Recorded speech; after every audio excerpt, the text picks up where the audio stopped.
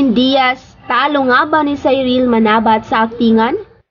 Pinuri ng mga manonood si Cyril sa isang eksena sa Dirty Linen, habang napuna naman ng iba ang pag-arte ni Francine sa naturang eksena.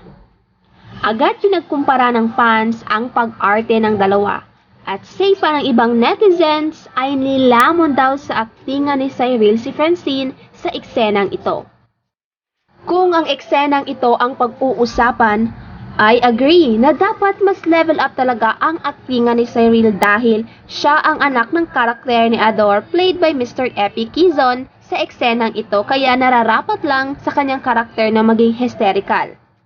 Kung pag-uusapan naman ay ang pag-arte ni Francine sa eksenang ito, say naman ang iba, no problem ang naging atake ni Francine dahil hindi niya naman eksena ito, kaya pataphaw lang ang emosyon na binigay ni Francine na hinihingi ng kanyang karakter. Besides, pinsan lang siya kaya nararapat lang na si Cyril ang mag-hysterical instead of Francine. Kung ipagkukumpara ang dalawa, there's no doubt na parehong magaling umarte. Iba-iba nga lang ng atake. Kayo ba, kapamilya? Anong masasabi niyo rito?